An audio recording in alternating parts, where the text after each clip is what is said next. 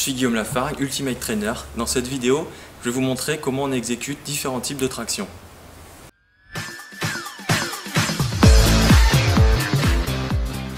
Alors avant de démarrer, on va s'assurer d'être bien en dessous de la barre de façon à éviter le mouvement de bascule quand on va exécuter les tractions. On va prendre la barre en fait avec la paume de la main vers soi, largeur à peu près la largeur des épaules. Donc on va prendre la barre, on va déjà un petit peu resserrer ses omoplates, on va pas avoir les bras complètement relâchés, on va garder une tension tout le long et sur l'inspiration, on va remonter jusqu'à avoir le menton au niveau de la barre, on contrôle le retour et on s'arrête juste avant d'avoir les bras complètement relâchés, on garde une légère tension. Donc les bras sont tendus, mais pas complètement relâchés. Et on continue. Inspire et contrôle. Inspire, contrôle.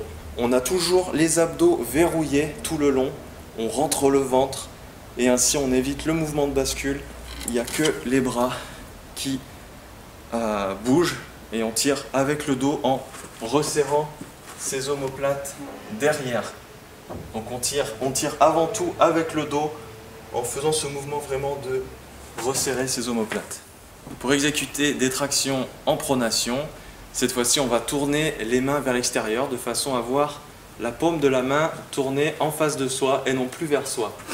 Ainsi on va moins céder des biceps, donc la traction va être un peu plus difficile. On garde toujours l'écartement à peu près des épaules, le mouvement reste le même, c'est juste qu'on va céder davantage du dos, donc toujours bien penser à démarrer le mouvement en resserrant ses omoplates, c'est vraiment avec le dos qu'on commence à se hisser. Toujours inspiration, expiration, on contrôle son mouvement.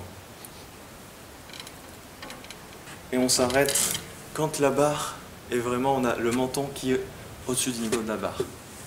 Ok. Ensuite. Une autre variation pour les tractions, c'est tout simplement en prise large. Ça va nous permettre d'avoir une plus grande amplitude de mouvement pour avoir un étirement et une contraction qui nous permet de mieux travailler le grand dorsal. Donc on va choisir une prise plus large que les épaules et ça va rendre l'exercice plus difficile.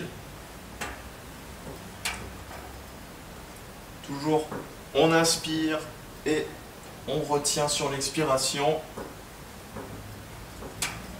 Et toujours, lors de ce mouvement, de bien resserrer les omoplates. En fait, on fait comme si on voulait que les coudes aillent se toucher derrière le dos.